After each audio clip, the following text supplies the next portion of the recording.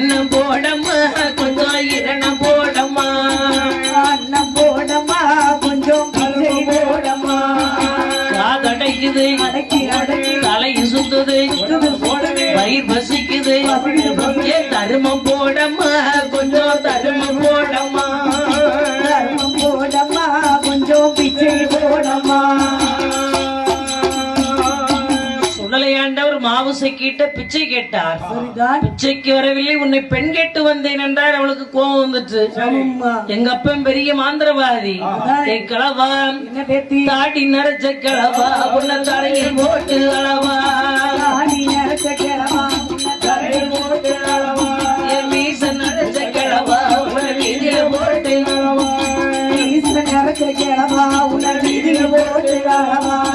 அங்கம் பழுத்த கிளவா உன்னை அருகில் போட்டு அளவா அங்கம் பழுத்த கிளவா உன்னை அருகில் போட்டு அளவா பேசுனால சுடலைக்கு கோவம் வந்துட்டு, ஆமாம்மா அடிச்சண்டாளி இன்னைக்கு நேர் 8 நாளையில உன் கதையை முடிக்கிறேன். இன்று 8வது நாள் மாயப்பள்ளி வடிவமாக சென்றார். சில பேர் குழந்தையாக சென்றார் என்று சொல்லுவார். சரி, மாவுசைக்கு அரண்மனைக்குள்ள வந்துட்டார் மாய சுடலை. அவள் பக்குவவதி, இவரோ வாலிபனாக வடிவம் கொண்டு மாவுசைக்கு கௌரவத்தை அடக்கினார். கர்ப்பவதியானாள். பெரும்பலை மை போட்டு பார்த்தா ஒண்ணும் தெரியல. 10 திங்கள் சுமந்தாள். சுடலை காத்திருந்தார்.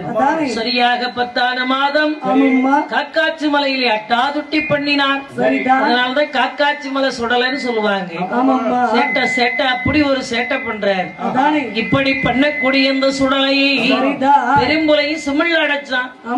சிமிழுக்குள்ள அடைச்சு நீலகண்ட கஜத்துல விடுறான். சரி, தண்ணி ஏத்து அந்த சிமிழ் வருது.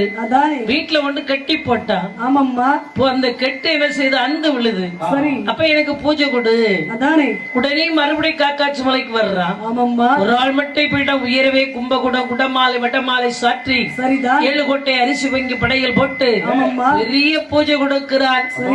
7 பரன் 7 பள்ளி, கருங்கிடா கருஞ்சேவல் சங்கிடா செஞ்சேவல் துள்ளுமரி சூழு பன்றி தலைச்சூடு பெண்பலி கேட்டான், பலி வைக்கவில்லை. எனக்கு பலிய கொடு அப்படின்னா பெரும்புலை எனக்கு ஆட்டு வருது. ஒற்றை மாலை கழுத்தில் இட்டான், ஒற்றை பந்தாங்கை பிடித்தான். ஒற்றை மாலை கழுத்தில் இட்டான், ஒற்றை பந்தாங்கை பிடித்தான். பெற்ற மகள் என்று பாராமல் கொண்டு வாரன் மலை மேலே, பெற்ற மகள் என்று வாராமல் கொண்டு வாரன் மலை மேலே. தலைவாழை இலை பிரித்தான், தன் மகளை படுக்க வைத்தான். தலைவாழை இலை பிரித்தான், தன் மகளை படுக்க வைத்தான். பெற்ற பிள்ளைன்னு பாராம வாழை இலையில படுக்க வச்சுட்டான். மந்திரக்கட்டாக என்று சுய நினைவு வந்து அவ ஏசுனா, நீ எல்லாம் ஒரு தகப்பனா? என் தகப்பா? என்ன இந்த சண்டாள தெய்வத்திற்கு பலி கொடுக்க துணிந்தாயோ? உடனே மாயாண்டி கோபம் கொண்டார்.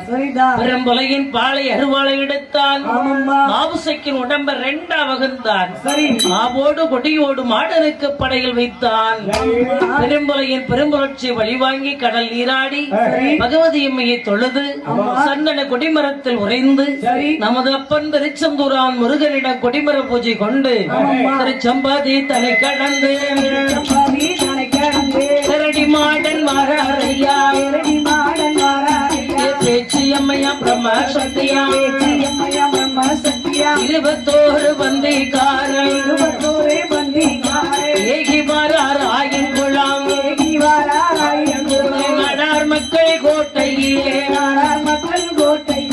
நல்ல பூஜை வாங்குவாரா?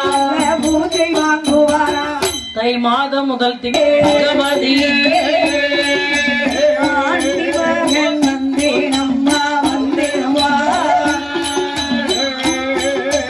பிறந்தது தான் கைலாசம், வளர்ந்தது தான் கல்லை வனம். பெற்றெடுத்தாள் பார்வதியாள் பார்வதியாள் பெயர் கொடுத்தார் பகவானோ.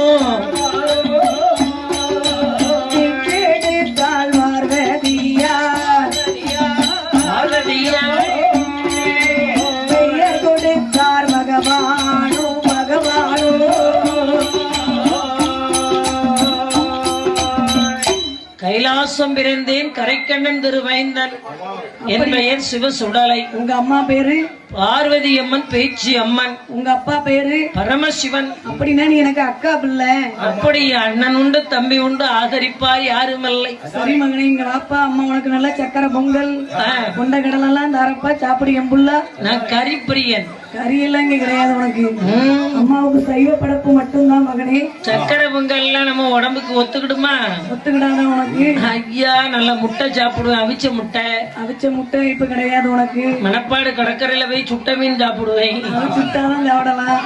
அதனால என்ன வந்து சைவம் சாப்பிடுன்னு கட்டாயப்படுத்தக்கூடாது. அப்படி கட்டாயப்படுத்த கூடாதா மகனே? அம்மா வந்து சைவம் மட்டும்தான் சாப்பிடுவேன். அம்மா உனக்கு வயசாகி போச்சு, சைவம் சாப்பிடுவா, பிள்ளைங்க நாங்க அப்படி இருக்க முடியுமா? நாங்க சைவத்தை சாப்பிடுற மாதிரி நீ சைவம் சாப்பிட மாட்டியா? அம்மா என்னப்பா, நீ எதை வேணாலும் சாப்பிட்டுக்கம்மா. சரி மகனே. கோட்டைக்கு வெளியில வச்சு எனக்கு நல்ல கறி சாப்பாடு போடு. சரி மகனே, அப்படி என்றால் கிடாவல்லி கொடுத்து என் அப்பன் ஈசன் மகனுக்கு திருவாத்தி மூட்டுல 7 கிடாரம் திரவியம் இருக்கிறது. அதில் காவலனாக இருப்பாயின்னு கன்னியாகுமரியில அம்மா உட்கார வச்சா. ஆனா என்ன